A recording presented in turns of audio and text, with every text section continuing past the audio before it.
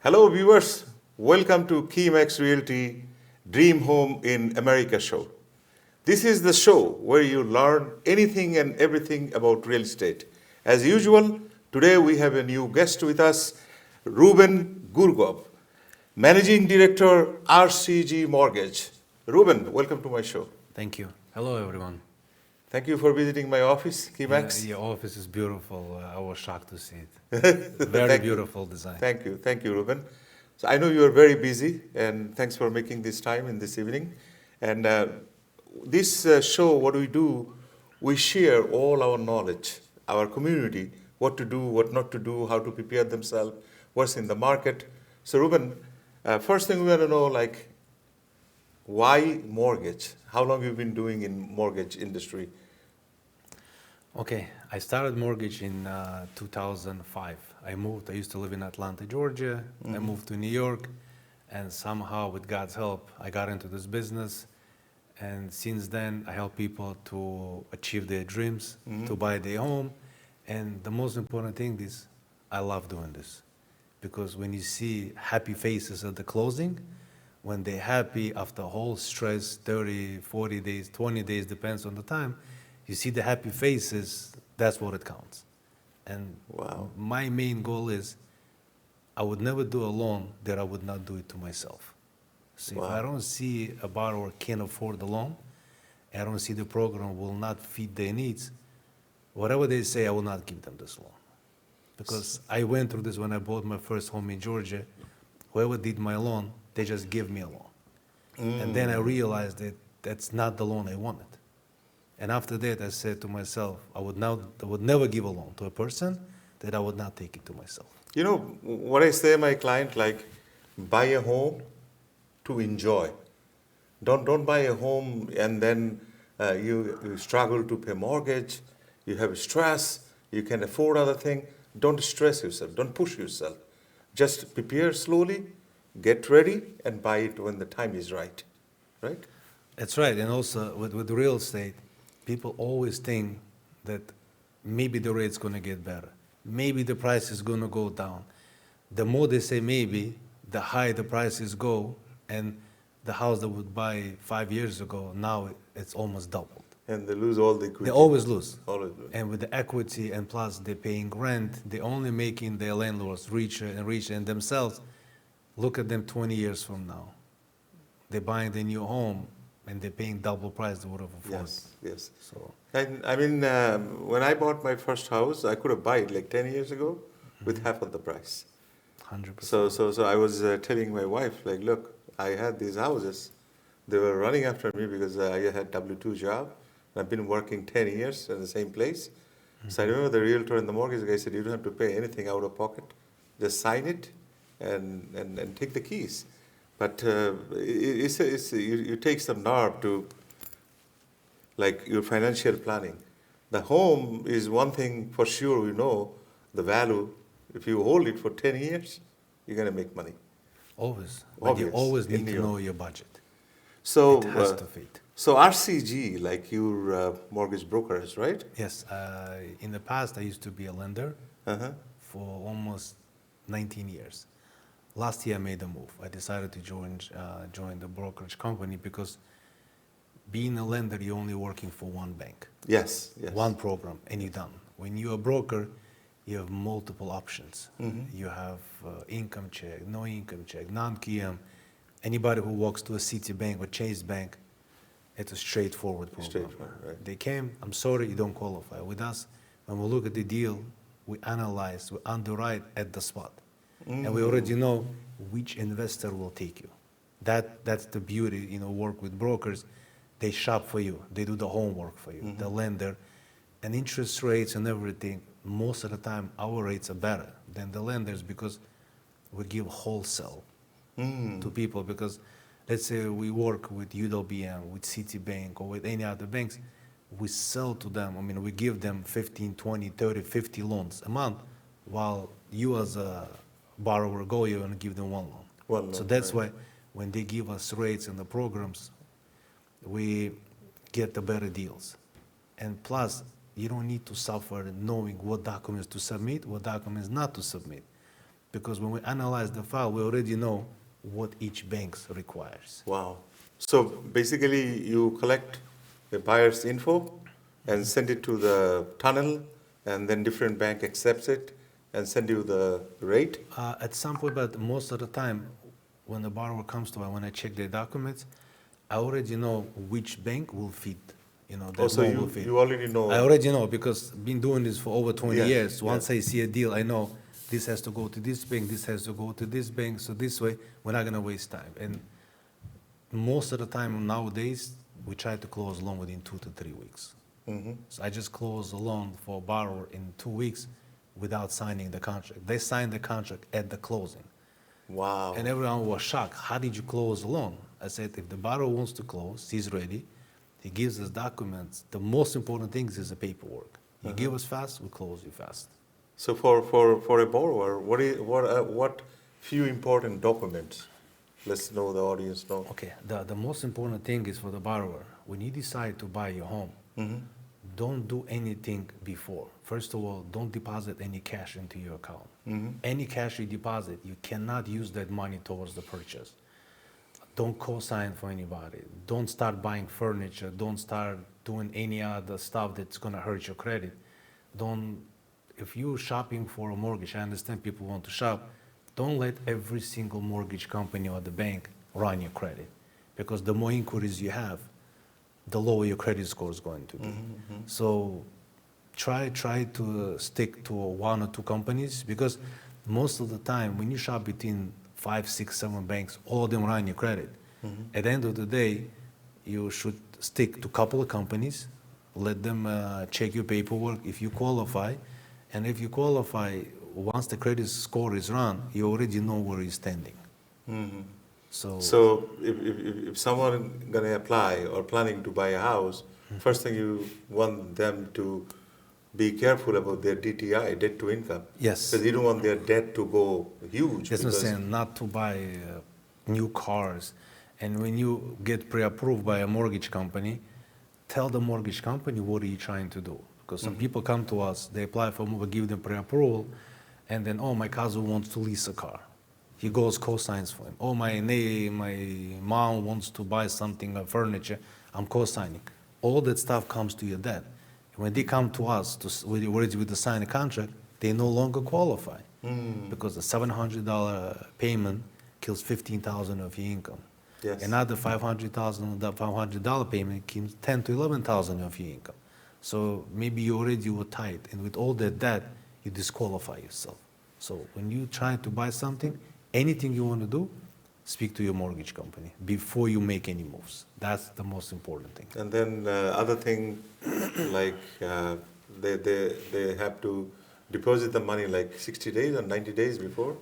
Most of the time, we need to see money 30 days before signing the contract. 30 days before signing the contract? Yes, so if you sign a contract on March 1st,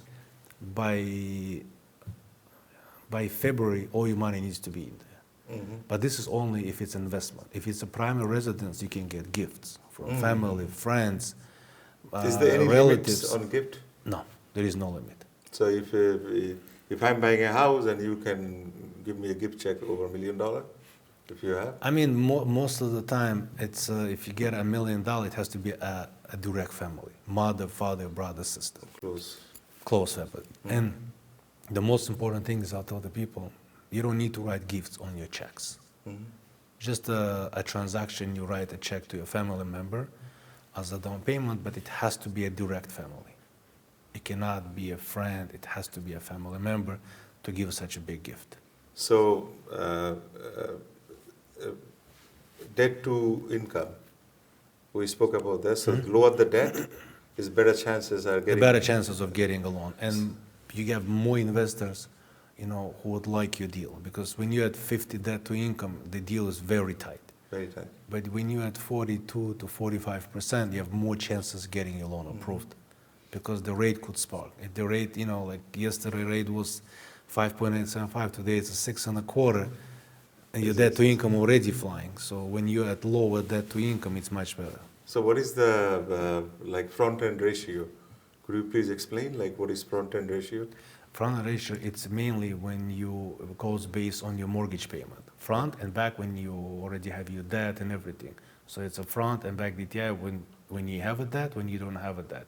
So just people need to try to limit when they're buying a home, not to get themselves into a lot of debt. When you maxed out your credit cards, that removes your credit, it lowers your credit score. When you're over 30% of your limit, if you're, let's say, have Amex or any other, Amex, it's a different story. When you have Amex, they don't show your limit. So if you have a 5,000, they're going to show, this ruins your credit.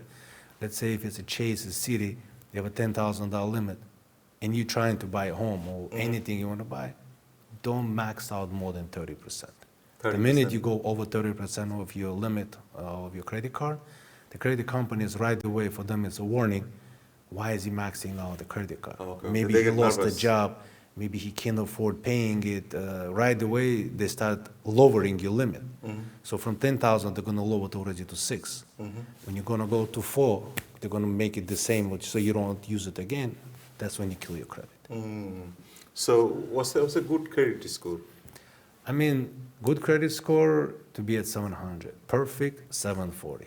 740. Yes, but nowadays, when the government changed the program, when you're a first-time home buyer and your credit score is 660 or 670, you'll get the same rate as somebody at 740. Really? Yeah, this is only for first-time home buyers. Wow. Because they want more people. When COVID happened, they wanted more people to buy, so the Fannie and Freddie, they changed their guidelines. So when you have a 650 or 660 credit score, you used to get a hit. Somebody would get, let's say, 6, your rate would be 6.5. Now you're getting the same rate because there is no hit on the rate, only when you're a first-time home buyer. Wow. So the more first-time home buyers start buying home, and the more they buy, the more money goes into a government. So when you talk like ATR, ability to repay, so ATR is like how strong income you have, right? Like Yeah. what's your ability to pay? If somebody have a job making $200,000-300,000, so bank looks at that he has great ability to repay Yeah, the loan. besides that program also, there are also bank statement programs. There are Yes. also that service, DSCR programs for investors, P&L programs.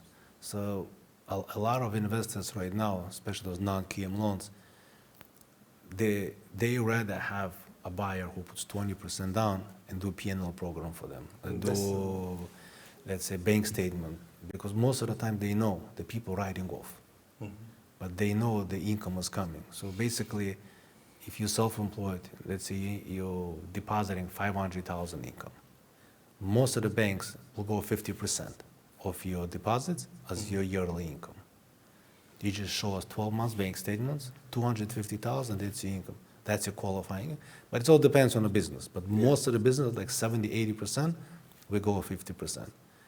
If your income, let's say it's a pharmacy, you have a lot of money coming there, or you have your jeweler, then we're going to need a letter from your CPA that will state that 60% or 70% is 30% of the income, and the 70% is your debt, your expenses. So 70% is expense ratio and 30% is your income.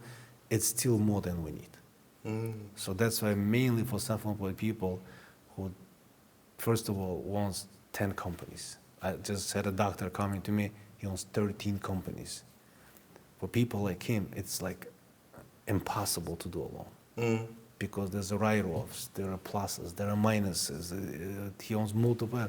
So I offered him, I said, listen, the difference between the interest rate here, you're getting 7% with no income, here you're getting 6.5%. For 0.5%, I'm going to make your life much, much easier than going through all this hell. Wow. And when I send him a needs list with 20 conditions, and here it's only 3 conditions, he's like, I'm doing this. I'm not going through X-ray machine to drive me crazy. So business people, they also make a decision, go through these non-QM programs more, rather than going with full income check. So for the audience, to be clear, let's say I have a business, there's a lot of money comes to my register in the bank, right? But end of the year, I Expenses. file low taxes, right? But I still can get mortgage through a CPA letter that, hey, this CPA letter or bank statement Bank program statement where program. you show, and because most non-QM investors, they know you're making money. They see deposits are coming. It's just with expenses, with write-offs, with depreciation, the income shows much less. So in this case, here with those investors come with the non-QM programs. Wow. So QM and non-QM, educate my audience a Yeah, little bit. QM loans, it's mainly Fannie, Freddie, FHA loans, where everything goes through an X-ray machine. We have to check your tax returns, your pay X-ray stubs. machine. Yeah, non-QM, it's mainly not income driven. So we don't. Let's say you're buying investment property, and we don't even need your employment. We don't need anything as long as the rental income covers your mortgage payment. I would say 1-to-1. You can get a loan.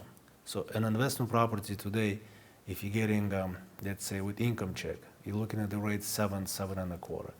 With no income, I would say 7.5%. At the quarter to 3/8 of a difference, you don't need to go through all this paperwork through check. And plus, when you self-employed, when you write off everything, especially when you're a real estate investor, most of the properties show losses.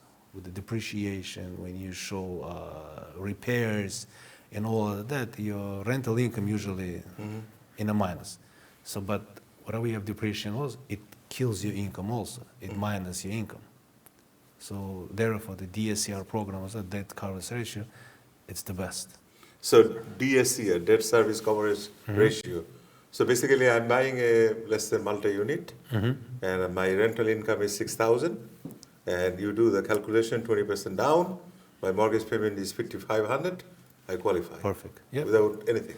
I don't need your job. I don't need your company name. Nothing. We're not going to check any. The only thing we need to see your credit has to be at least 700, and the rental income is to cover, and we need to have some kind of proof that you have experience being a landlord.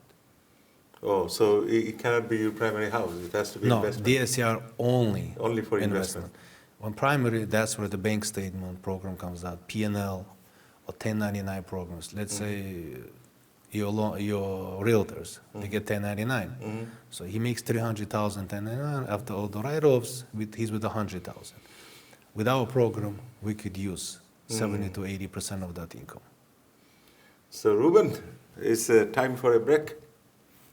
We almost past 20 minutes. So hello viewers. We are having a fantastic conversation about DSC here and other programs. We are going for a break. Please stay with us. Thank you. That's good. You see, we're talking.